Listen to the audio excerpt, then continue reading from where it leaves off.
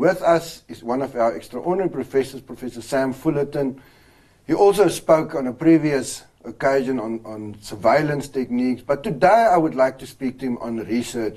Now, Sam's been racking it up. He's been coining the winning award papers at award-winning conferences, and I would like to speak to him because I think this is something that we should just get some pointers from him. Sam, it's now 15. It's 15 winning papers, and at the site of Marketing Advances, Louisville, Kentucky, New Orleans, the International Business Conference. There's a lot to mention, but apart from, we all know that you've got to have like solid and good research, but there must be more. I mean, surely share a secret or two with us on this one.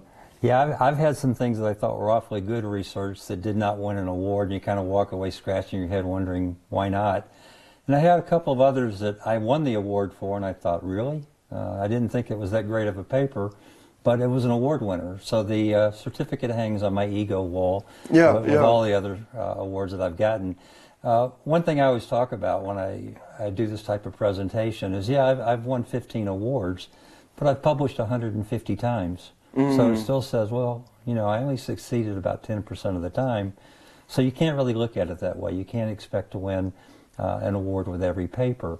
But people have asked me, well, what could I do to increase the likelihood that I will receive? I don't like to think of it as winning. I like to think about it as receiving an award. And I tell them one thing you can do is volunteer to be a reviewer for journals, for conferences, whatever. And I go back to Clint Eastwood here and say, you'll see the good, you'll see the bad, and you'll see the ugly. Yeah, yes, it does. Yeah? And the key thing there is you'll begin to understand a little bit better the distinction between the good and the bad. And you can use that insight to help you develop your next paper.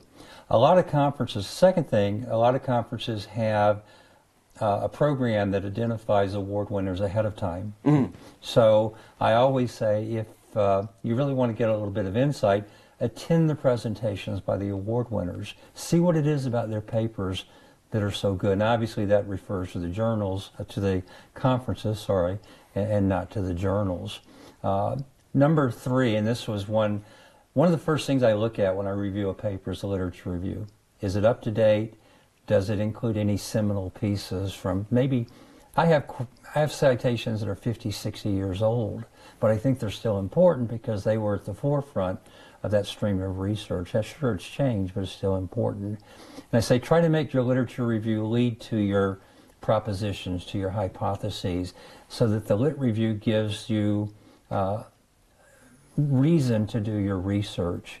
All right? Make sure your survey's well done. Surveys, I've never had a perfect survey. That's the reality. You work and you work and you work and you work. We worked with, 8 people on this last survey that we did on sustainability.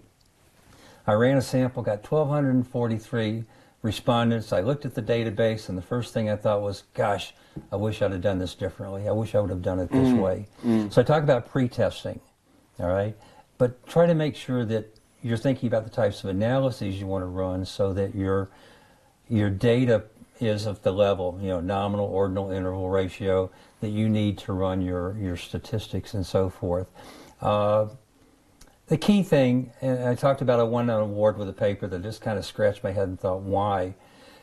And the only reason I could come up with is it's well written.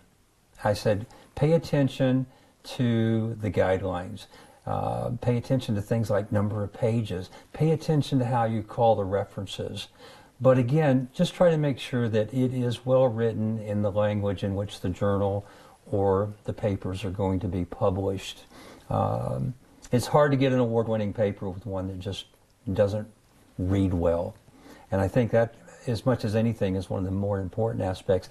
Bring in a co-author that speaks the language well. Make sure you use a copy editor and so forth. So the reality is that I really, really think that that's a highly important aspect, is the composition can override anything else. It can be a great paper, but if it reads very poorly, it's probably not going to be an award winner. Yeah, it's not going to make it.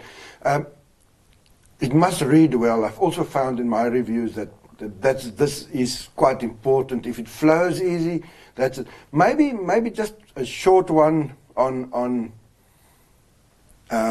choosing a proper statistical technique. We find that sometimes a lot of guys look at it and says, I have the data now, what can I do with it? And I seldom see these papers actually make it.